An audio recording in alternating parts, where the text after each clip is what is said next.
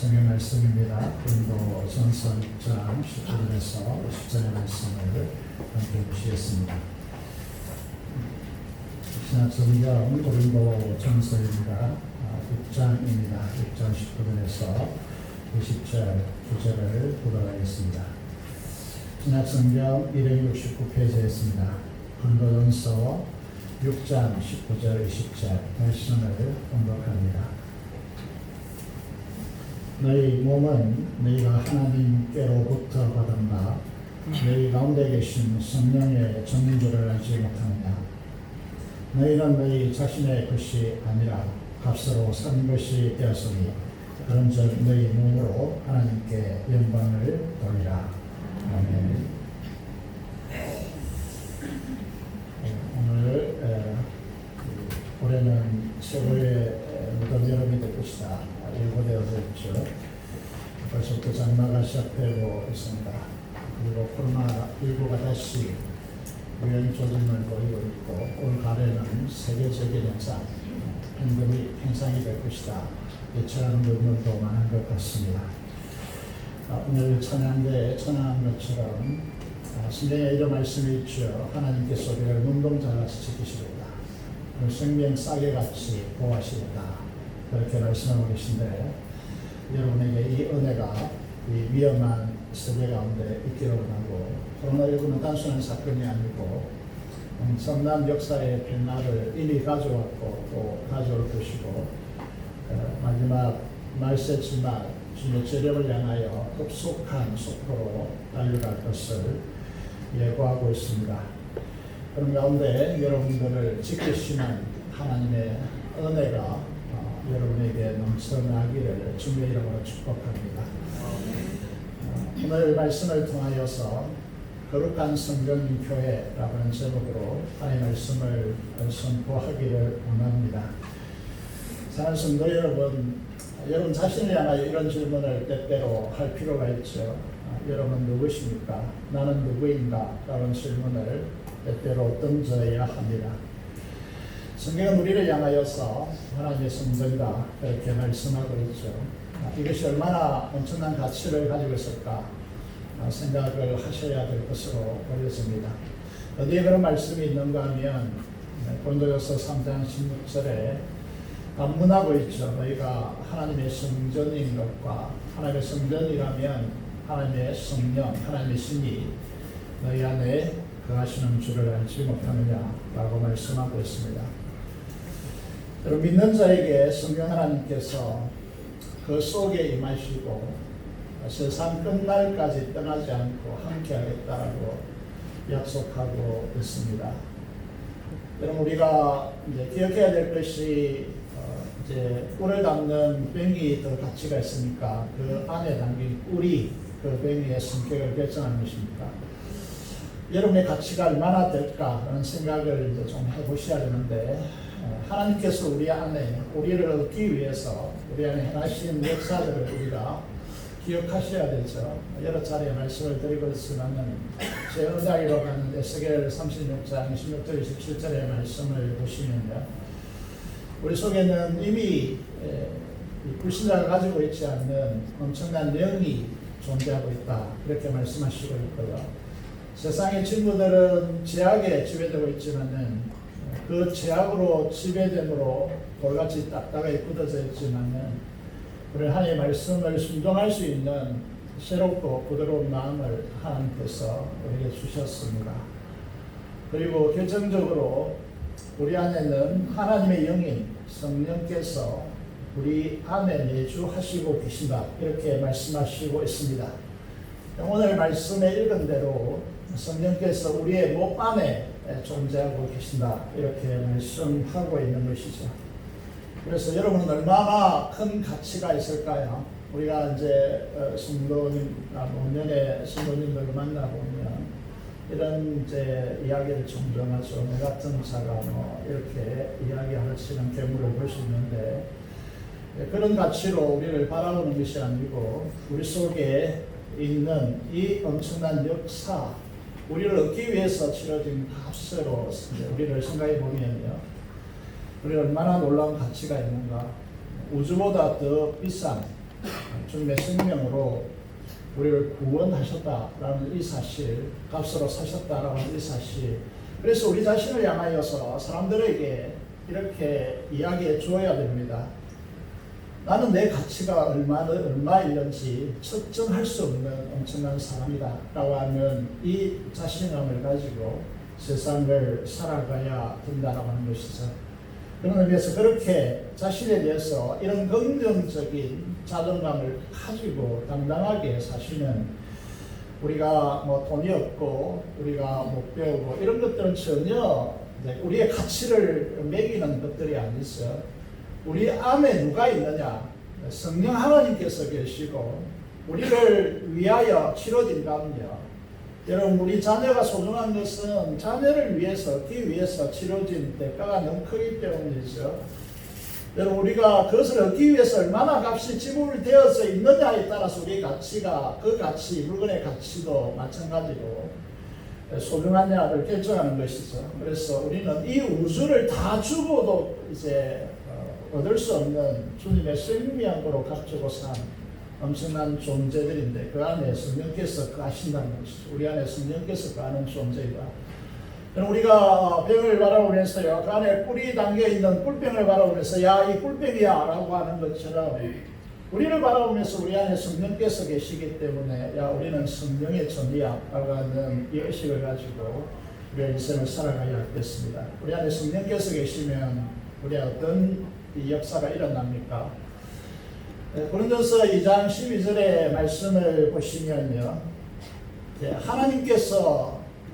하나님께로부터 은영을 받았으니 하나님께서 우리에게 은혜로 주신 것을 알게 하려 한다고 말씀하고 있습니다. 여러분, 성령께서 우리 안에 있다면 하나님께서 우리에게 주신 은혜가 무엇인지 알게 된다는 것이죠. 다른 사람은 알 수가 없습니다. 이것을, 이 엄청난 역사를 어떻게 세상이 알 수 있겠습니까? 오직 우리에게 주신 성령 하나님을 통하여 알게 된다는 것이죠. 우리가 계속해서 이제 말씀드린 대로 요한복음 14장 10절의 말씀을 보면 더 기막힌 이야기를 하고 있죠. 오늘날 이제 그동안 성령 하나님의 충만함이라고 이야기할 때는요, 우리가 무슨 이야기를 주로 했었느냐 하면 방언을 받았다, 혹은 뱀고침을 받았다, 혹은 우리가 이제 하나님의 기도 응답으로 여러분 축복을 받았다, 이런 이제 이야기를 주로 했지만은 지금 이 시대는 완전히 이게 천동설에서 지동설로 바뀌는 것 같이 오늘 이 시대가 요구하고 있는 것이 바로 이런 것이죠. 인격적인 삼일째 하나님과 연합하고 그 하나님의 인재를 경험하는 시대가 되지 않으면 앞으로 다가오는 시대를 그리스도인들이 이길 수 없을 것이다. 여러분, 로마 시대, 네로 황제 시대나 그 시대 때의 원행 경기장에서 죽어가면서도 그 믿음을 전배했던 그 시대가 이제 앞으로 도래할 텐데, 이런 성령 하나님의 역사를 경험하지 못하면 이 시대를 이겨낼 수가 없는 그런 시대가 곧 닥쳐오고 있다 라고 하는 것이 코로나19 이후를 예측하는 우리의 이제 예측입니다. 그런 의미에서요, 이것이 얼마나 중요한지에 대해서 우리가 알아야 된다는 것이죠. 제가 이제 어느 날 고향에 가가지고요, 가족과 함께 찜질방에 갔는데 그 안에서 거기에 유명한 이제 이철의 주지를 만났어요. 그 안에서 1시간 동안 같이 대화를 나눈 적이 있는데 제가 단독지국적으로 물었습니다. 불교의 진짜 가장 중요한 진리가 뭐냐라고 그렇게 물으니까 이렇게 말하더라고요. 이 자연 대우주의 순환에 평생하여 마음을 다 비우고 자연과 합의를 하는 것이다. 이렇게 이야기하더라고요. 여러분, 이거 한번 비교해 보십시오. 이 불교의 이제 주의 스님이 얼마나 기독교, 불교 진리를 알고 있는지 몰라도요. 여러분, 이 이론과 한번 비교해 보십시오. 우리가 가지고 있는 기독교의 진리가 무엇인지요. 여러분, 이런 진리가 이 우주에 있을까요? 예수님께서 우리 안에 거하시고 우리가 예수님 안에 거하고요, 하나님이 우리 안에 거하는 성전이 되었다. 우리를 하나님과 같은 영광을 가진 존재로 우리를 변화시키려고 그 아들을 십자가에 못 박혀 죽이셨다라고 하는 이 진리가 이 우주에 있는 모든 종교에 있을까요? 그래서 우리를 우리 되게 하기 위해서 이 엄청난 존재로 파괴되면 안 돼. 이 존재가 파괴되면 안 되니까 끝까지 우리를 그렇게 가져가서 천국에 이르도록 하기 위해서요. 보증하시는 성령, 보혜사를 우리 마음 가운데 보내셔서 이것을 끝까지 하나님께서 포기하지 않고 거기에 이르도록 하시는 이 놀라운 역사를 우리에게 보여주는 것이죠. 그럼 우리는 어떻게 살아야 할까? 이런 문제가 이제 생기겠죠. 그죠? 제가 주목하는 이제 말씀 중에 하나가 사도행전 7장 2절 3절인데요. 이렇게 되어 있습니다. 영광의 하나님께서 저에게 보여. 이 말씀을 이제 우리가 주목해야 되는데요. 우리 조상, 믿음의 조상이죠. 아브라함이 하란에 있기 전에, 이 말은 이제 아브라함이 메소포타미아에 있을 때, 메소포타미아는 저번에 말씀드린 대로 문명 발생지죠. 문명 발생지가 단순한 이제 이 문명 발생지가 아니고 거대한 도시가 구축돼. 그 시대에 거대한 도시가 2500년, 3000년 BC요. 그 시대에 거대한 도시가 형성되어 있었다는 사실을 고학적 발굴을 통해 보여주는 거죠. 문화가 발전된 그 거대한 도시 속에서요. 아브라함이 그 도시 안에서 어떻게 성공하고 어떻게 적응하여서 그 안에서 성공에 대한 이게 학문을 배웠어요. 그 안에 녹아들어서 어떻게 성공할 것인가 라고 하는 이런 이제 인생을 걸어가는 것이 보통 인생의 길이죠. 그런데 그 메소포타미아에 있을 때 영광의 하나님께서 자기 아버지가 우상을 이제 조각해서 판매하는 사업가이죠. 하나님을 전혀 모르고 우상의 이 신상을 조각하여서 모형을 만들어서 판매하는 사업가이잖아요.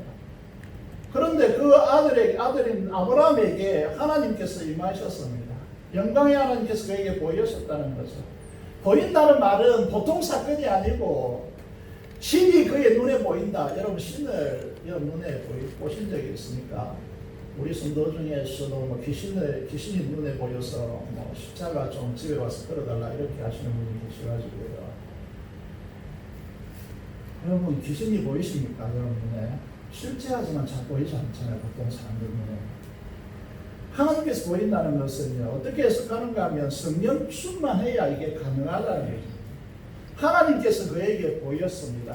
그러니까 이 가정에 한번 생각해 보시면 내 아들이 내가 하나님 믿지 않는 내 아들이 예수님을 믿어서 예수를 믿는단 말이죠. 그러면 이제 우리가 기독교 초기에 어떤 현상이 일어났습니까? 족보를 팔아 그러고 제사를 지내지 않으니까 나가라 그러고 이제 굉장한 사건들이 일어나는 것이죠. 고대 사회에서 어떻게 했습니까? 그 지역에 이 메소포타미아 지역에 신을 섬기고 있고 그 지역은 전부 다 한 신을 섬기고 있는데 다른 신이 나타나서 나에게 어느 날 아버지에게 가는 것이죠. 아버지 나에게 하나님께서 나타나셨다고.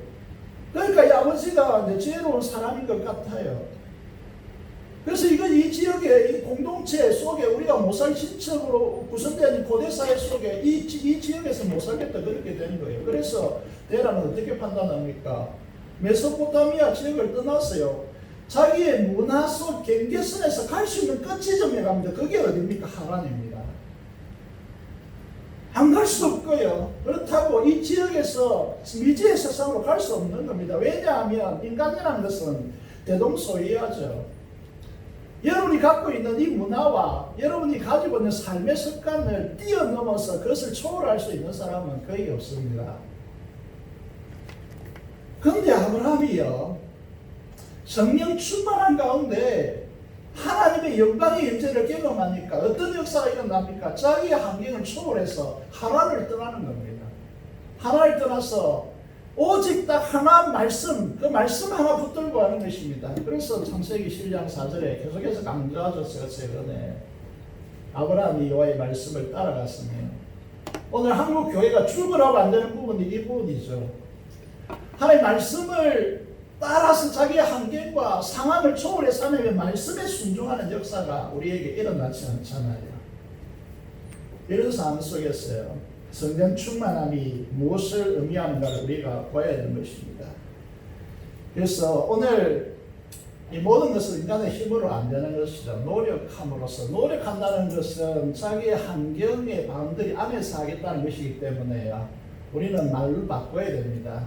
성령 충만함으로 하나님의 말씀을 쫓아가는 순종하겠다고요.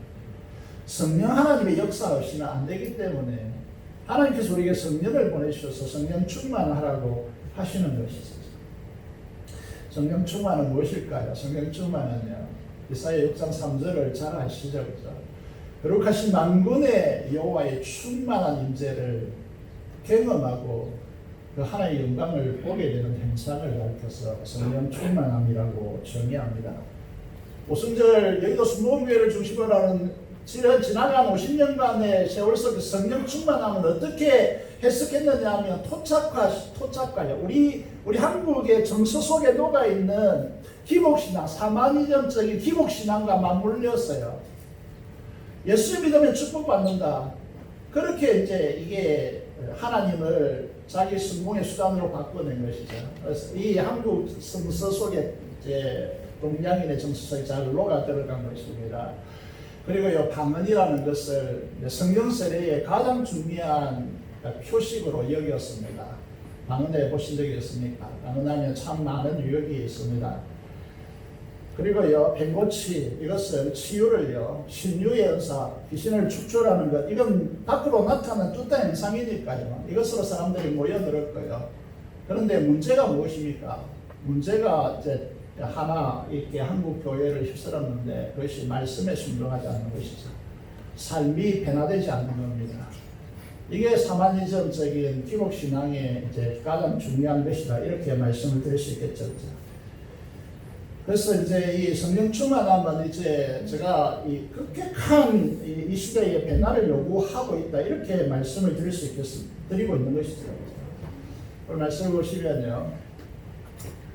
이 성령 충만은 하나님의 충만한 영광의 임재를 우리에게 요구하고 있고 그것을 이제 성경 곳곳에서 기록하고 있습니다. 성령 충만함의 핵심이 뭐냐? 베드로전서 1장 8절에서 9절의 말씀을 보시면 이렇게 되어 있습니다. 구원받은 믿음의 증거가 무엇이냐? 예수님을 우리는 보지도 못했고 지금도 보지 못한다. 그런데 믿고 말할 수 없는 영광스러운 즐거움으로 기뻐하는 사람들, 이것이 성령 충만함의 증거이다. 이렇게 이제 말씀하시고 있는 것이죠. 자, 이 교회는 그러면 이제 이 교회는 무엇이냐라고 할 때 교회는 성령께서 가시는 것으로서요.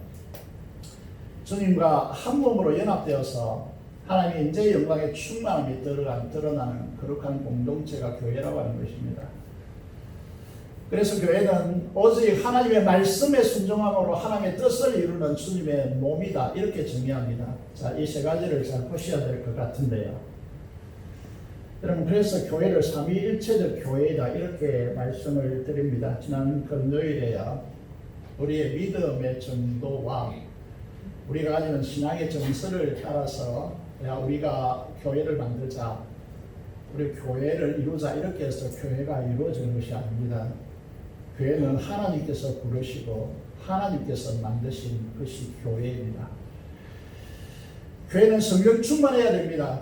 성령 충만해서 주님과 한 몸으로 연합되어지고 이 한 몸으로 연합된 자들이 모였어요. 하나님의 말씀에 순종하여 하나님의 뜻을 하늘에서 같이 땅에서 이루는 것이 교회입니다.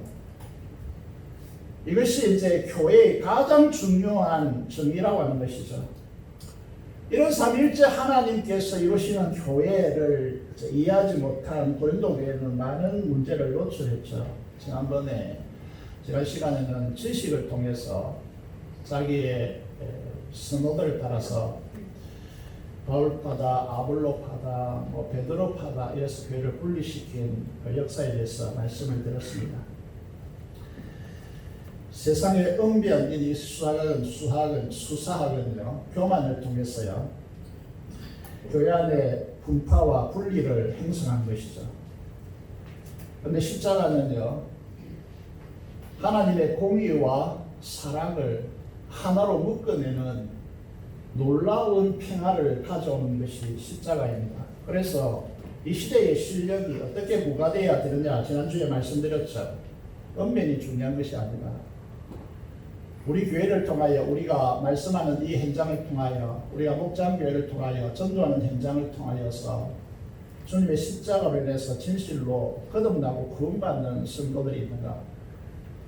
정말 그 첫사랑에 감격하여서 그 감격에 깨워서 울고 있는 성도들이 있는가?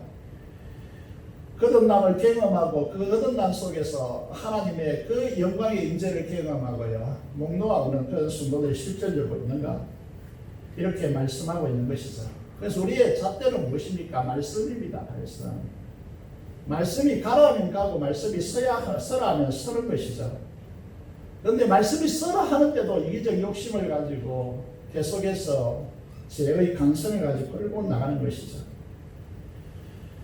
한 문제 지체들의 허물과 약점을 들춰내지 말라라고 성경 말씀에 금지시키는데도 서라고 하는데도 쓰지 않습니다. 하는 것이죠. 여러분, 이게 하나님께서 제 말씀을 통하여서 어떻게 말씀하시느냐 하면, 이게 기록된 말씀 밖으로 넘어가지 말라고 이 고린도전서 4장 6절에서 말씀하고 있습니다. 은변이란 수사를 비밀로 해서 서로 대적하여 교만한 마음을 가지지 말라고. 말씀이 쓰라면 쓰고 말씀이 가라면 가라고 그렇게 말씀하시는 것이죠. 그런데 이제 우리 성도들 안에 교회 안에 어떤 모습들이 이제 존재하고 있습니까?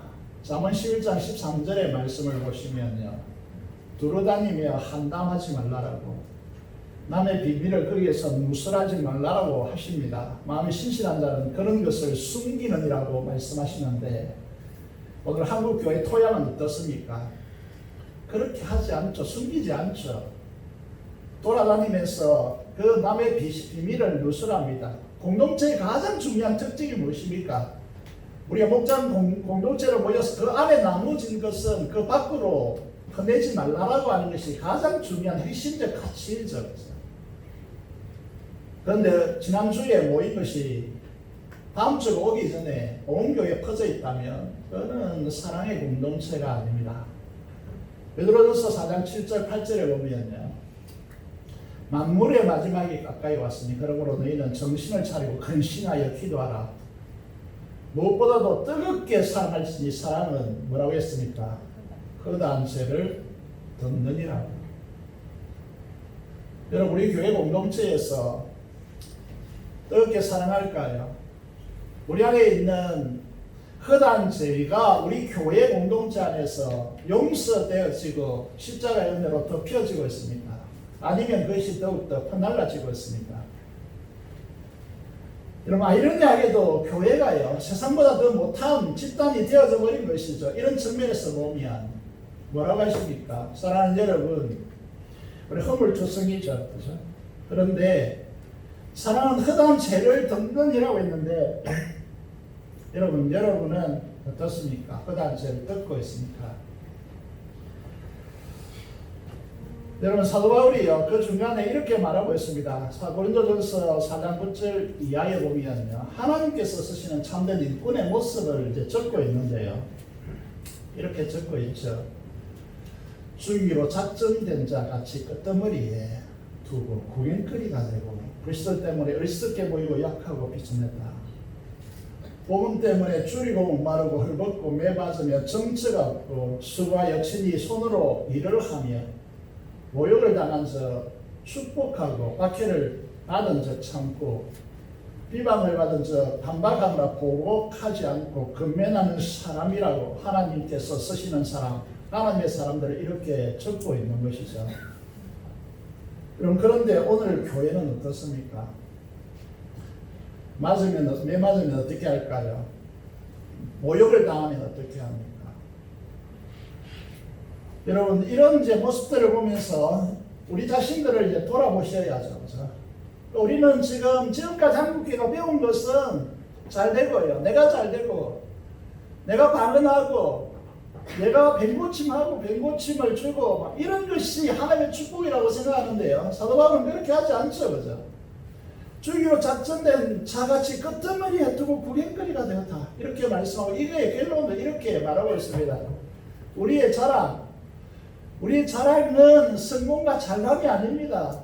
우리가 여러분 돈을 어마어마하게 많이 이렇게 버리고, 우리가 이곳에 가면 뱀고침, 불치의 병들이 막 이제 치유되어지고, 여러분, 이 상황이 마치 굴러가도 돈이 발견되고 말이죠. 돌을 퍽 찾는데 갑자기 돈이 1억이나 발견되어지고 말이죠. 야, 거기에 갔더니 뭐든지 하든지 잘 되더라. 이게 여러분 우리의 자랑이라고, 우리의 전도의 비결이라고 한국교회 가르쳐 놓았는데 정말 성경이 그렇게 말할까요? 고린도서 4장 13절에 보십시오. 우리가 지금까지 세상의 더러운 것과 만물의 찌꺼기 같이 되었다라고, 그렇게 사도 바울이 자신을 그렇게 말하고 있는 것이죠.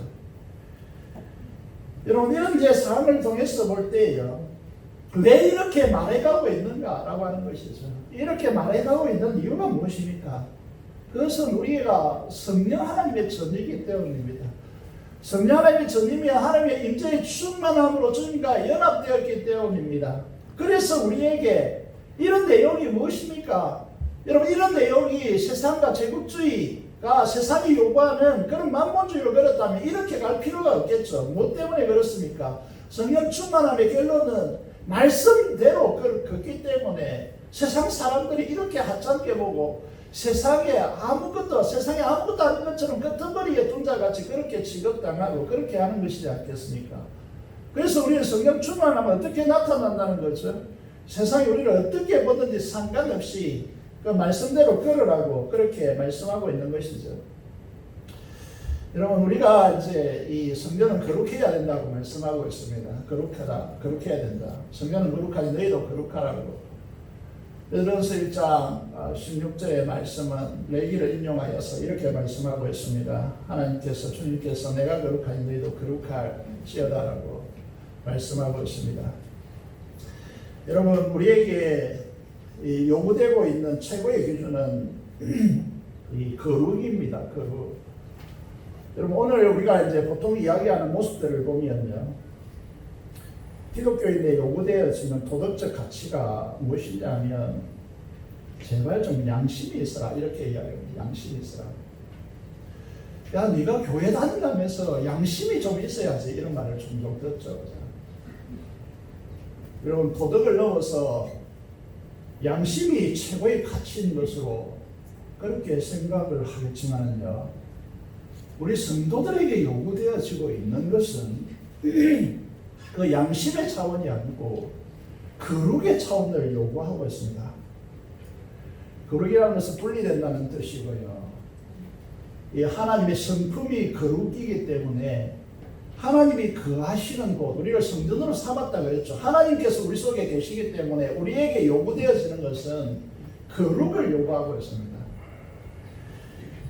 여러분, 그런 의미에서 이 거룩이라고 하는 것이 어디에서 이제 거룩이 형성되느냐 하면 하나님께서 임하신 곳에서 거룩이 형성됩니다. 이 거룩은 하나님께서 임재하시는 그 장소에서만 거룩이라고 하는 것을 이해하게 되어지고 그 거룩을 배우게 되어지고 그 거룩이 형성되게 되었습니다. 그 자리가 어디입니까? 예배, 찬양과 경배의 자리죠. 찬양 중에 하나님께서 임하시니까, 다른 말로 말하면 저와 여러분들이 성령 충만한 가운데 성령께서 우리 안에 가시는, 우리가 성전으로 삼았다고 했으니까 우리 안에서 하나님의 임재의 영광을 경험하지 않으면 거룩을 모릅니다. 출애굽기 15장 보시면 홍해를 건너고 난 뒤에 이스라엘 찬양하는 내용이 있죠. 그 하나님의 그 위엄 앞에 섰어요. 온 이스라엘 백성들이 한 마음으로 하나님 앞에 이렇게 이제 찬양합니다. 주와 같이 거룩함으로 영광스러우며. 여러분, 저는 우리 교회 성도들이요, 야, 주일 성수 잘한다, 이 코로나19에서 일부 상황 가운데서도 이렇게 성도들이 믿음으로 잘 대처하고 있다, 뭐 이런 이야기보다요, 성령 충만함으로 이 출애굽기 15장 11절대로 우리가 찬양하고 기도하는 이 예배의 장소에서요, 주와 같이 거룩함으로 영광스러우며 찬양할 만한 위엄이 있는 존재가 이 우주에 어디에 있겠는가라고 하는 이 감격에 젖어 있는 성도들이 되기를 원합니다. 하나님의 이름이 이사야 57장 15절은 아예 어떻게 말하고 있습니까? 지극히 존귀하며 영원히 거하시며 거룩하다 이름하느니라고. 하나님의 이름이 오히려 이제 이 거룩이라고 아예 이렇게 이름되어졌다라고 하는 것이죠. 그래서 우리에게 주일을 거룩하게 구별시켜라. 여러분, 주일을 네 목적을 위해서 쓰지 말고 하나님을 예배하고 하나님을 경배하고 성도들의 교제를 위해서 분리해서 따로 떼어 놓으라고 하나님께서 전적으로 사용하도록 우리 자신을 드리라고 그렇게 요구하고 있는 것이죠. 신약에도요, 이 거룩에 대한 요구가 무려 230회나 등장하고 있습니다. 230회요. 여러분, 거룩이라는 것은 구약에서만 의미로운 엄격한 것이라고 생각하는데 신약에서도 이 거룩이라는 것은 230회나 우리에게 요구되어지고 있다는 것이죠. 여러분, 이런 이제 의미였어요. 여러분, 이 거룩에 대해서 우리 생각을 잘 하셔야 되는 것은, 그래서 두 말씀만 이제 수료받는데요. 데살로니가전서 5장 23절에 보면 평강의 하나님이 친히 너희를 온전히 거룩하게 하시고 이렇게 했습니다. 이 거룩은 하나님께서 우리를 거룩하게 하셔야 된다는 것이고, 하나님 앞에 데살로니가 교회 어떤 교회인지 우리는 잘 알고 있습니다. 사랑의 수고가 있고 소망의 인내가 있고요.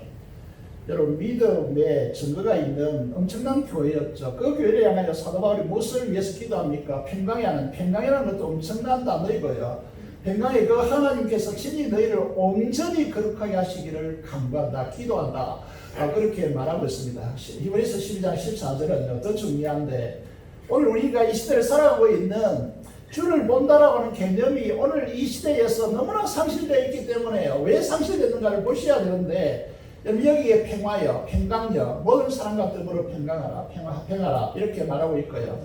그리고 거룩함을 따르라. 이게 왜 중요합니까? 그것이 없이는 아무도 주를 보지 못하리라. 거룩한 하나님께서 성전으로 삼은 우리에게 너희의 성전이 성령 하나님을 모시고 있는 우리들이 거룩의 하나님을 닮아서 너희가 거룩하라고 그렇게 요구하고 있습니다. 이 말씀을 고린도 교회 상황에서 좀 살펴보면요, 로마 지배의 대표적인 지역이었던 고린도는 헬라와 로마 영향력 안에 크게 지배받는 그런 지역이었습니다. 그래서 고린도 전서는요, 이제 두 방향성으로 기록되어 있는데, 초기에 사도 바울이 고린도 교회를 향해 질문하는 것이 있고요. 두 번째는 후반부에 가시면 고린도 교회가 사도 바울을 향하여 질문하고 그 질문에 답변하는 형식으로 고린도 전서가 기록되어 있습니다. 고린도 교회가 고린도전서 6장에서 이렇게 묻고 있습니다. 모든 것이 우리가 그리스도 안에서 자유인이 됐기 때문에 모든 것이 자유하지 않느냐. 이 말이 무슨 말이냐면, 우리가 19절 20절을 읽었습니다만은 15절에서 17절에 고린도전서 6장 15절 17절에 보면 이게 그 당시에 통념적으로 허용된 창녀와의 성관계 문제를 언급하고 있습니다.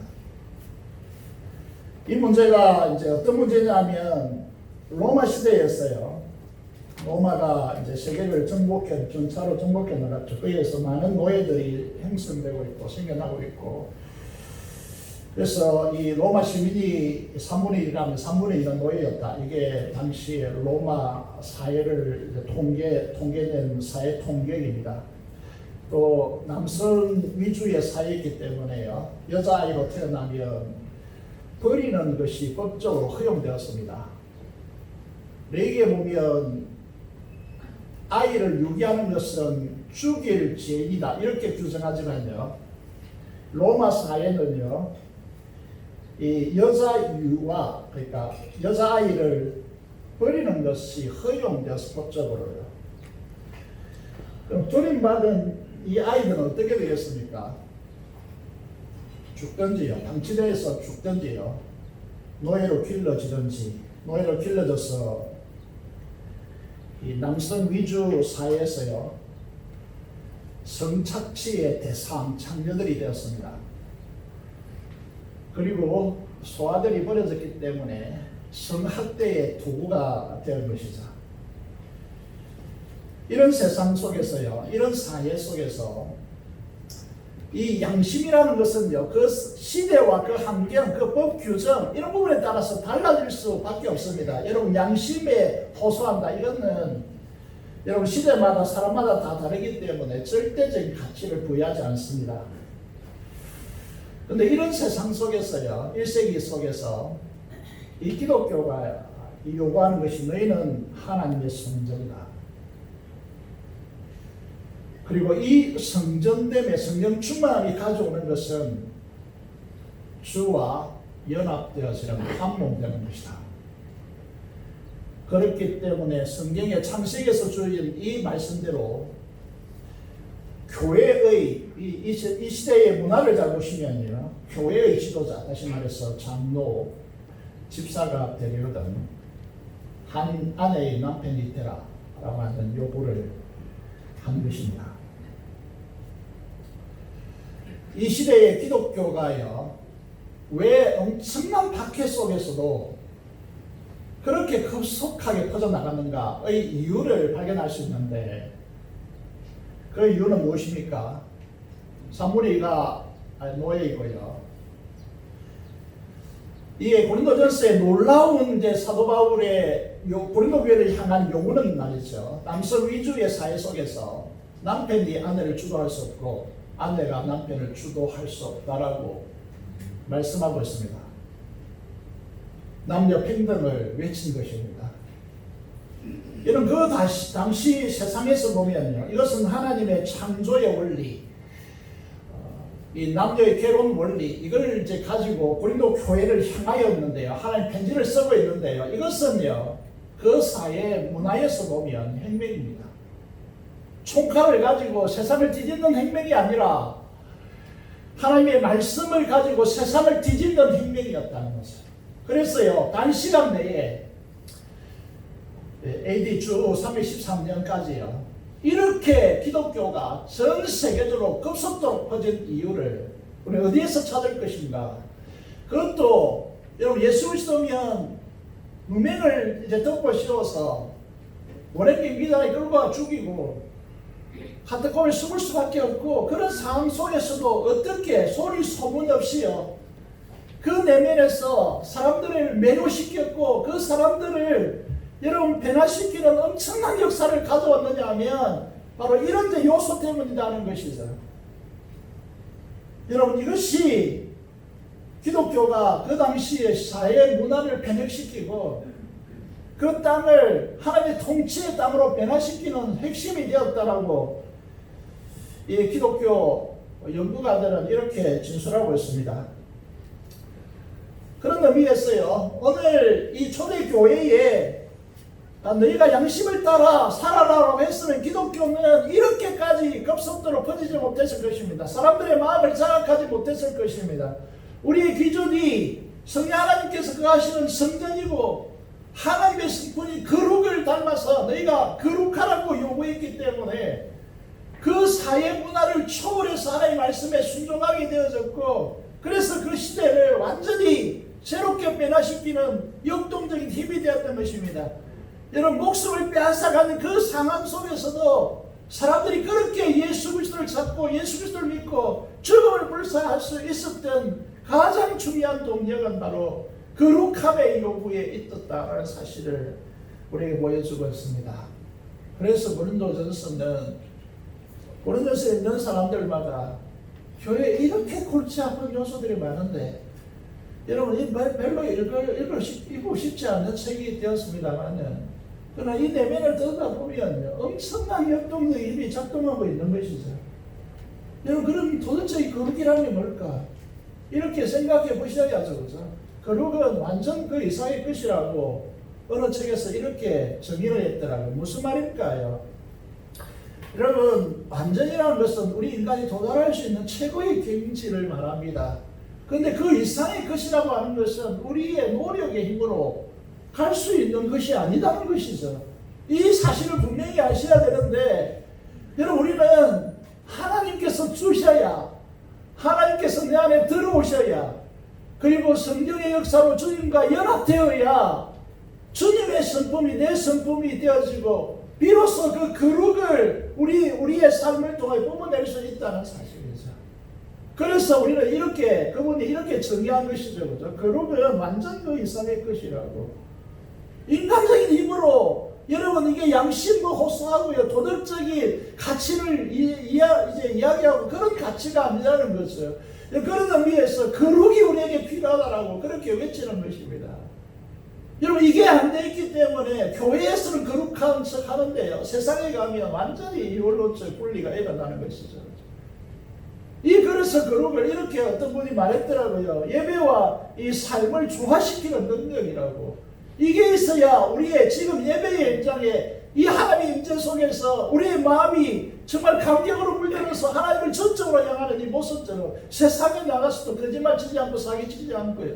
지금 세상에 나가서 뭐 이렇게 일하는데 보니까 말이죠. 난 교회 다닌다 그러더라고요. 그래서 이제 저희 쉼터 하나 있으면 조그만 나무가 이렇게 성장하는데요. 그걸 예측하지 못하고 쫓겨놓으니까 나무가 벌어지더라고요. 그래서 그거 좀 해달라고 하니까 저희 교회 다닌다고 하면서 해주신다고 하더라고요. 그 이제 이게 내 혼자 하면 안 되니까 동사무소에 가서 동장 좀 부르러 갔더니 동장은 없고 그 사무장이랑 그분이 와서 해도 되겠느냐고 뭐 사진 찍고 하더니 해도 되겠다고 그래서 했습니다. 여러분 우리가 이제 세상에 나왔어요. 그리스도인이랑 고생수퍼가 같습니까? 똑같이 사기치고 자기 이익을 위해서 거짓말하고 이렇게 하는데요. 그럼 이게 성령께서 그 안에 계신 하나님께 충만한 임재 속에 거하는 사람입니까? 오늘 이 역사가 우리에게 이루어지지 않으면요, 전부 다 깨어지고 사라져버리는 이런 이제 엄청난 이 해용들이가 우리에게 이제 이루어질 거라는 것이죠. 자, 여러분 이게 이 거룩이 얼마나 중요한 것인가 하면요, 이 공의 한쪽은 공의고 하나는 사랑이라는데 이 두 가지가 갈등 속에서 어떻게 할지 모르거든요, 인간은요. 근데 이 두 가지가 딱 맞물려서 이 합쳐지는 공간이 곳이 어디냐면 거룩이라고 하는 곳입니다. 거룩이라는 것이요. 이렇게 써놓았잖아요. 거룩은 어려움과 분리로부터 시작하지만은 긍휼로 이웃을 내 몸같이 사랑하는 것으로 결론입니다. 사랑의 실천이 거룩함에 이르는 길이다. 이렇게 적어놓았습니다. 결론을 내리려고 하는데요. 요한일서 4장 7절 8절을 이제 화면에 띄워놨는데 한 말씀을 제가 읽을 때 따라와 보십시오. 사랑하는 자들아, 우리가 서로 사랑하자. 사랑은 하나님께 속한 것이니 사랑하는 자마다 하나님으로부터 나서 하나님을 알고 사랑하지 아니하는 자는 하나님을 알지 못하나니 왜냐하면 하나님은 사랑이시기 때문이다. 여러분 사랑하지 않는다 이러면 하나님을 아는 사람들이 아니에요. 하나님을 전혀 모르는 사람들이에요. 사랑하지 않는 사람은 그 마음속에 진심의 사랑이 그 마음속에 없다. 얘는 거룩한 사람도 아니고 거룩하신 하나님을 아는 사람도 아니에요. 여러분 놀라운 사실이 뭐냐면 거룩이라고 이 단어를 쓰는 신에 대한 개념은 무서움입니다. 무서움입니다. 이 무서움인데 이 공이라는 거죠. 그런데 그 하나님께서 사랑이십니다. 이렇게 말해버립니다. 참 엄청난 진술인데요. 여러분 이 요한일서에서 우리에게 뭐라고 말씀하시느냐 하면 주파수 원리를 이야기하는 거죠. 너희 속에 형제 사랑이 없으면 하나님을 알 길이 없다. 하나님을 모르는 사람이다. 그렇게 말합니다. 그런데요, 소위 말해서 믿음이 좋다 하면서요, 내가 하나님 보고 뭐 교회 나오지 인간 보고 교회 나오냐고, 그건 틀린 말입니다. 엄격히 말해서 그런 사람들 하나님을 본다고요, 하나님을 만난다고요, 하나님을 안다고요. 천만의 말씀입니다. 사람들이 더럽고 추졌다고 생각하죠. 그 사람들을 사랑하지 않으면요, 하나님을 만날 수도 볼 수도 알 수도 없습니다. 여러분 마지막으로 이제 이 말씀을 통해 정리하는데요. 요한일서 4장 12절 13절의 말씀을 보면 같이 읽어볼까요? 시작. 어느 때나 하나님을 본 사람이 없으되 만일 우리가 서로 사랑하면 하나님을 위하여 주시고 그의 사랑을 우리에게 영원히 이루어집니다. 그의 성령을 우리에게 주심으로 우리가 그의 안에 거하고 그가 우리 안에 거하는 줄을 아느니라. 무슨 말인지 아시겠습니까?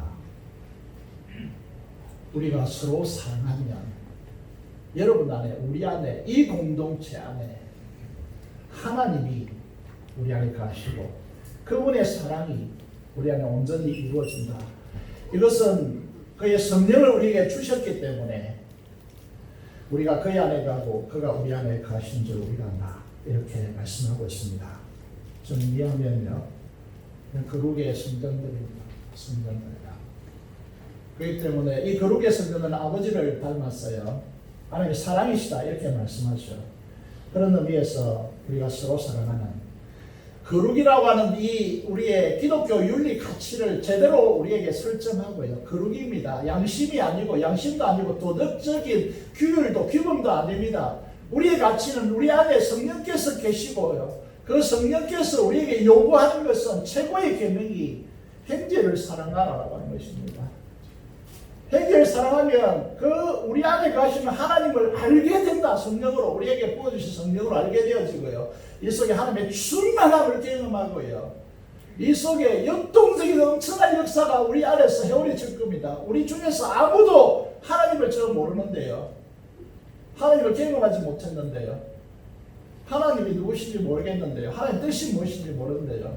이런 모름에 사람들로 채워지는 것이 아니고 알미의 사람들로 채워질 것입니다. 그런 의미에서 서로 사랑하는 거룩한 하나님의 성전들이 되시기를 주님의 이름으로 축복합니다. 기도 드릴게요. 함성으로 기도드리겠습니다. 하나님, 우리를 성전으로 삼아주셨사오니 거룩함을 추구하게 하시고, 거룩함이 곧 하나님의 지체를 사랑하는 것이라고 말씀하셨는데 이 말씀으로 우리를 회복시켜달라고, 새롭게 해달라고 기도하시고, 지역, 민족 복마와 통일을 헛된 소유사를 위해 사람사로 기도하겠습니다. 기도하겠습니다. 살아계신 아버지 하나님, 은혜를 감사합니다. 우리를 사랑하시고 우리를 축복하시고 우리를 이곳까지 불러주셔서 말씀으로 우리를 새롭게 하시니 감사를 드립니다.